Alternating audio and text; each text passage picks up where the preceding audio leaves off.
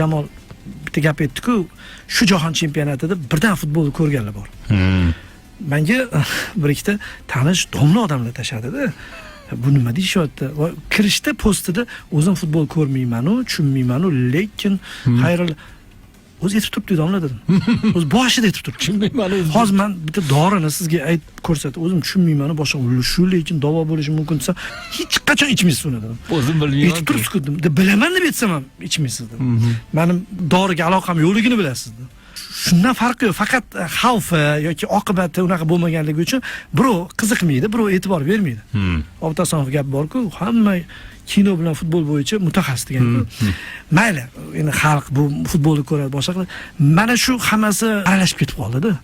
Chunki bundan oldingi heyt Ronaldo 5-0 yutqizdi-ku. O'shanda bo'ldi. Men Amerikada bo'ldim, uncha e'tibor bermadim, lekin men onam ham aytdilar-da. Bu Ronaldo yaxshi bola emas ekan dedilar. Chunki birinchi marta ko'rdi hammada. Ko'rganda hatto o'zimiz ham misol uchun Ronaldoni ko'pgina futbolchi qiladigan oddiy hiylalarini ichkarida kurashadi-ku endi. Shulari ko'rinib qoldi. Va u bizni futbolchilardan muvaffaqiyatli harakat qilganligi uchun yoqmadi baribir. Yoqmay ko'rdik, boshqa qildik, lekin har o'yinda shu.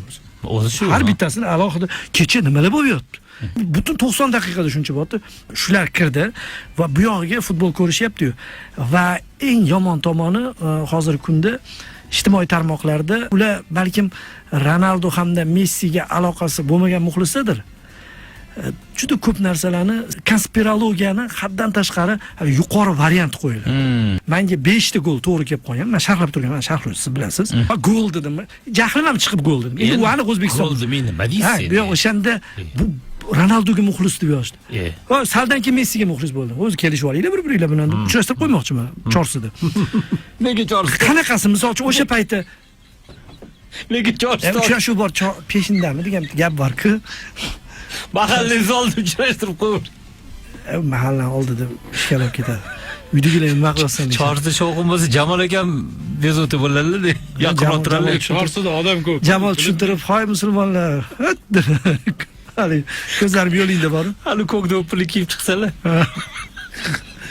Hay o'zbeklar, yo'g'ganlar. Kamzulam kiyishim. Men shu narsalar aralash bo'lib ketdi-da va bu ko'paysa bor-ku. Mana shu ko'paysa shundan xulosa chiqaveradi. Mana misol uchun men o'zim ham shu rivojlangan paytda faqat o'zimni ko'ryapman-da, chunki algoritm sizga shuni beraveradi. Shu xayrilla degan so'zni chiqarib beraveradi. Shuni ko'rib turman, men tushunib turibman. Chunki men o'z umumiy mana shunaqa to'lqin bo'lgan paytda eng to'g'ri yo'l deb hammaga maslahat beraman. 3 kun indamay turib bitta deputat qonun tushiradi, baribir mavzu o'zgaradi deyman.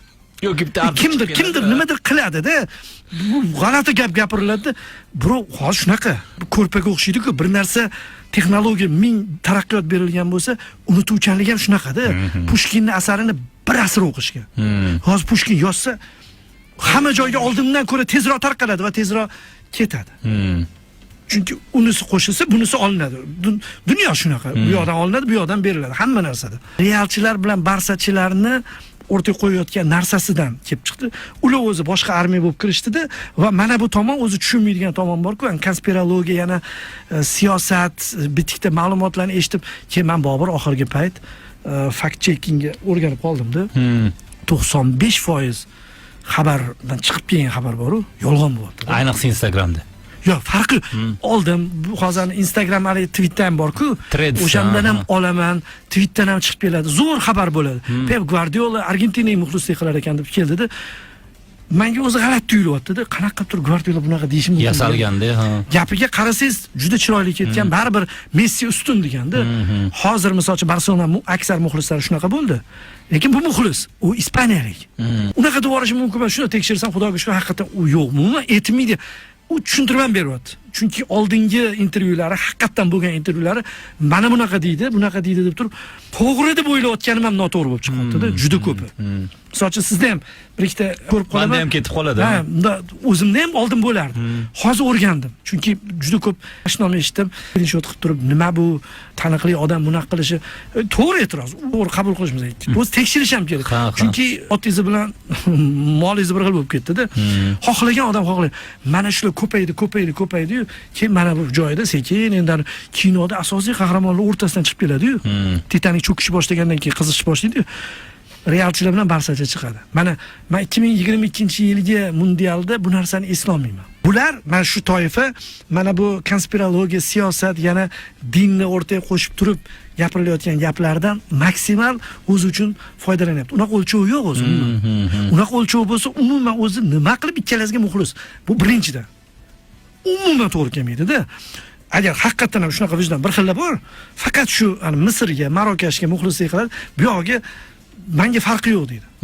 Keyin uni tortib mamlakatda hamnaqa bo'lgan tarixda yoki bu mamlakatda hamnaqa bo'lgan yoki sionistik guruhga bu narsalar misol sharhlovchisiz chalg'itadi odamni.